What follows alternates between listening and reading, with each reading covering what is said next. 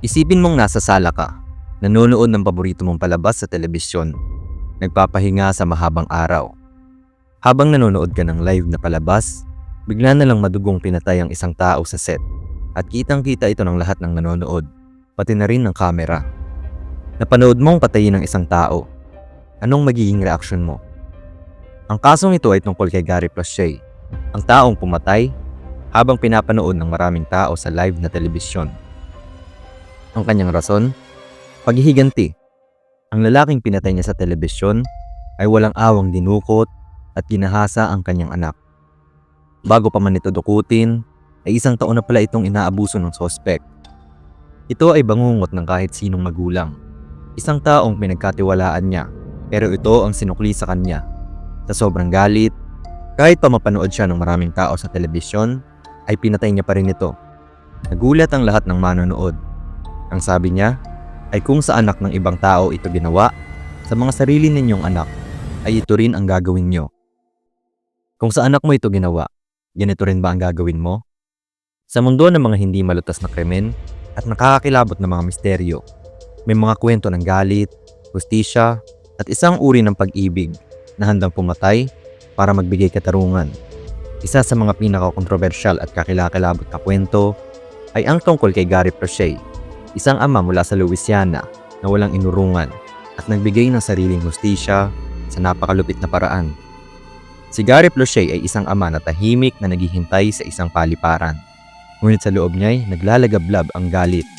Isang galit na may kasamang takot at sakit na tila bumubulong sa kanya ng isang bagay na hindi kayang palampasin. Sa harap ng kamera ng mga istasyon ng balita, sa harap ng buong bansa, si Gary ay naghintay habang dumarating ang lalaking sumira sa kanyang anak. At sa isang iglap, ang naging kasunod ay eksenang di makakalimutan ng sino mang nakasaksi. Ang saglit kung saan ang batas ng isang ama ay nanaig laban sa batas ng lipunan. Noong Marso 16, 1984, sa isang malamig at tahimik na sulok ng paliparan, isang ama ang nag-aalab sa sakit at galit na hindi mailarawan. Si Gary Plache ay naghihintay sa pagdating ng lalaking sumira sa pagkabata ng kanyang anak. Ang kanyang anak, si Jody, 11 taong gulang pa lamang, ay kababalik lamang sa kanyang piling matapos ang isang taon ng matinding trauma mula sa kamay ng isang halimaw. Si Jeff Doucette, ang lalaki na hindi lamang nagnakaw kay Jody mula sa kanyang pamilya, kundi pati na rin sa kanyang inosensya. Dinukot, ginahasa, at inabuso nito ang anak niya ng lagpas 1 taon. Alam ni Gary na hindi sapat ang hustisyang hatid ng batas, kaya't habang binabantayan ng mga pulis, si Doucette palabas sa Baton Rouge Metropolitan Airport matapos itong madakip. Nandoon si Gary, tahimik na naghihintay. May itinatagong baril sa kanyang bota at ang kanyang puso'y puno ng isang galit na nagbabaga. Habang umiikot ang mga kamera ng mga istasyon ng balita, biglang sumabog ang mga ingay. Si Gary, sa isang saglit ng hindi mapipigil ng galit, ay nagpaputok ng baril. Bumulagta si Doucette na tumigil ang oras sa paligid. Nang lumapit ang mga pulis at agad na nagtanong, "Bakit, Gary? Bakit mo ginawa ito?" Ang tanging tugon ni Gary ay malamig, ngunit puno ng bigat. "Kung ginawa yan sa anak mo, gagawin mo rin." Sa isang iglap, sa harap ng buong bansa, pinakita ni Gary Plache ang kanyang bersyon ng hustisya. Isang desisyong nagmarka sa kasaysayan at nag-iwan ng tanong sa bawat magulang. Hanggang saan ang kaya nilang gawin para sa minamahal nilang anak? Si Leon Gary Plache ay isinilang noong November 10, 1945 sa Baton Rouge, Louisiana. Isang tahimik at simpleng buhay ang tila nakalaan para sa kanya. Saglit siyang naglingkod sa US Air Force at nakamit ang ranggong Staff Sergeant. Ngunit kalaunan ay naging isang salesman at nagtrabaho bilang cameraman sa isang lokal na estasyon ng balita. Hindi niya inakala na ang payapang buhay na ito ay biglang magugulo. Noong Pebrero 19, 1984, nagsimula ang serye ng mga pangyayari na tuluyang babago sa kanyang buhay. Iyon ang araw nang kinuha ng karate instructor ang kanyang 11 taong gulang na anak na si Jody mula sa kanilang bahay upang maglibot lang sandali. Si Jeff Doucette, isang 25 years old na lalaking may mahabang balbas, ay nangako kay June, ina ni Jody, na babalik sila makalipas ang 15 minuto. Walang pangamba si June. Ang buong komunidad ay may tiwala kay Doucette. Siya ang nagtuturo ng karate sa 3 sa kanilang 4 na anak. At tila naging kaibigan na ng pamilya. Maging si Jody ay nagdesisyong tumigil sa paglalaro ng football at basketball upang mas makasama si Lucette sa dojo. Siya ang best friend naming lahat. Sabi ni Jody sa pahayagan ng kanilang paaralan noong nakaraang taon. Ngunit hindi alam ni June na ang paglibot na iyon ay hindi lamang sa paligid. Pagdating ng gabi, si Lucette at si Jody ay nasa isang bus na patungong West Coast. Sa daan, inahit ni Lucette ang kanyang balbas at kinulayan ng blanding buhok ni Jody ng itim upang maitago ito mula sa mga magulang at mga pulis na kalaunay hahanapin sila. Nakapasok sila sa isang mumurahing motel sa Anaheim, California. Ilang kanto lamang ang layo mula sa Disneyland. Sa loob ng kwartong iyon, ang halimaw na si Lucette ay inabuso at ninahasa si Jody. Paulit-ulit itong nangyari hanggang sa nagpaalam si Jody na nais niyang makausap ang kanyang mga magulang. Sa di inaasahang pagkakataon, pumayag si Lucette at ang tawag na iyon ang naging daan upang matrace ng mga pulis ang kanilang kinaroroonan.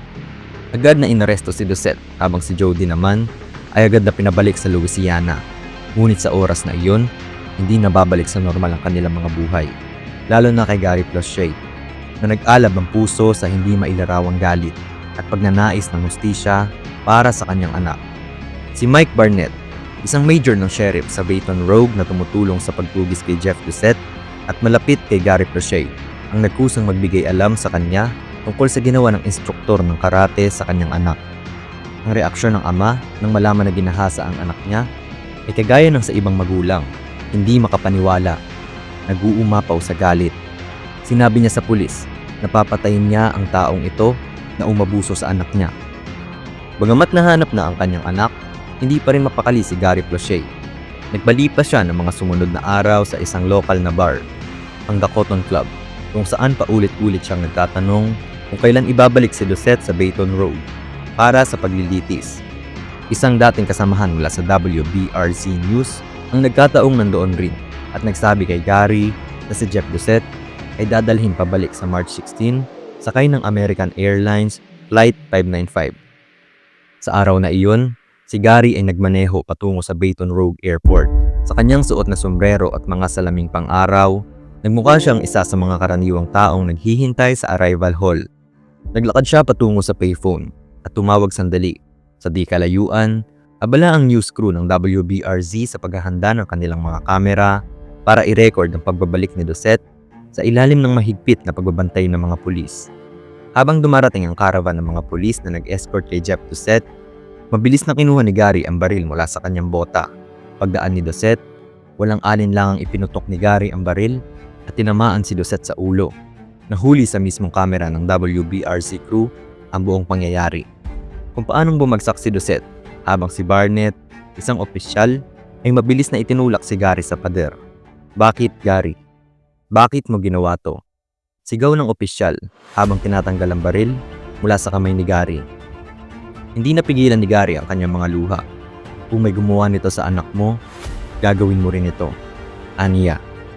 At habang naghihintay sa kulungan para sa paglilitis, sinabi niya sa kanyang abogado, si Foxy Sanders, ayoko na mangyari pa ito sa ibang bata. Dagdag pa niya. May narinig daw siyang boses ni Kristo na nagsasabing kailangan gawin niya ito. Ngunit kahit na ang pinaslang ni Gary ay isang pedopilya, ang batas ay malinaw. Ang pagpatay ay nananatiling krimen. Kinakailangang humarap sa paglilitis si Gary at hindi patiyak kung siya'y lalaya o mabibilanggo. Naniniwala si Sanders na walang kahit isang araw na ikukulong si Gary Plauché. Kapag nalaman ng publiko ang ginawang pagsasamantala ni Lucette kay Jody at kung paano sinira ng krimen ang pamilya ng kanyang kliyente, magiging malinaw na ang kalagayan ni Gary ay nagdulot sa kanya ng isang psychotic state. Isang kalagayang kinasangkutan niya kung saan hindi na niya matukoy ang tama at mali. Hindi sumang-ayon ang mga mamamayan ng Baton Rouge. Para sa kanila, tama lang ang ginawa ni Gary Plauché na patayin niya si Lucette.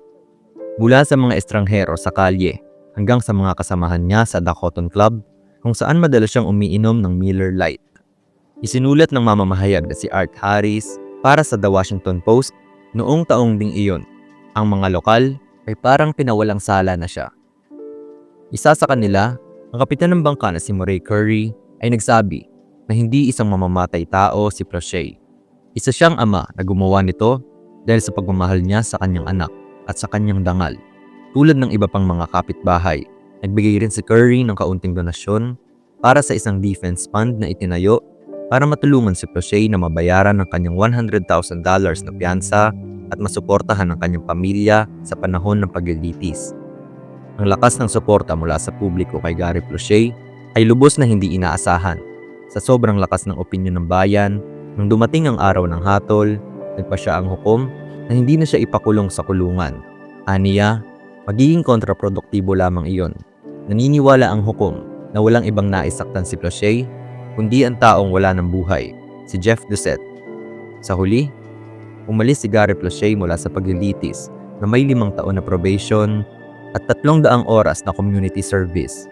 Bago pa man niya matapos ang mga ito, unti-unti na siyang nakabalik sa isang tahimik na buhay, malayo sa mga mata ng publiko. Noong 2014, pumanaw si Prochet dahil sa stroke sa edad na 60. Sa kanyang obituary, inilarawan siya bilang isang taong nakakakita ng kagandahan sa lahat ng bagay. Isang matapat na kaibigan, laging nagpapatawa sa iba, at isang bayani para sa marami. Para naman kay Jody Prochet, patagal bago siya tuluyang nakaahon mula sa malagim na pangyayari sa kanyang kabataan. Ngunit kalaunan, nagawa niyang gawing inspirasyon ang kanyang karanasan at isinulat ang librong pinamagatang Why Gary Why.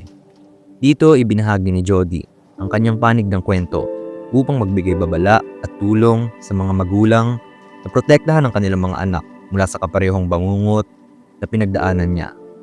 Bukod sa pagsusulat, natagpuan ni Jody ang aliw sa pagluluto, isang hilig na madalas niyang ibahagi online. Kahit natanggap na niya ang mapait na sinapit niya noon, hindi pa rin ito mawawala sa kanyang isipan. Lalo na't ang internet mismo ang tila paulit-ulit na nagpapaalala sa kanya. Sabi niya sa isang panayam sa The Advocate, "Magpo-post ako ng cooking video sa YouTube. Pero ang komentong matatanggap ko, bayani ang tatay mo. Hindi nila sasabing mukhang masarap ang gumbo na yan. Lagi na lang, bayani ang tatay mo." Sa kabila ng kanyang tahimik na buhay at masayang pagtutok sa pagluluto, ang anino ng nakaraan ay nananatiling bahagi ng kwento ng kanyang buhay. Isang alaala na sumasalamin sa lawak ng pagmamahal ng isang ama, ang galit na dala ng pagkabigo ng sistema, at ang sakripisyong nag-iwan ng marka sa kasaysayan.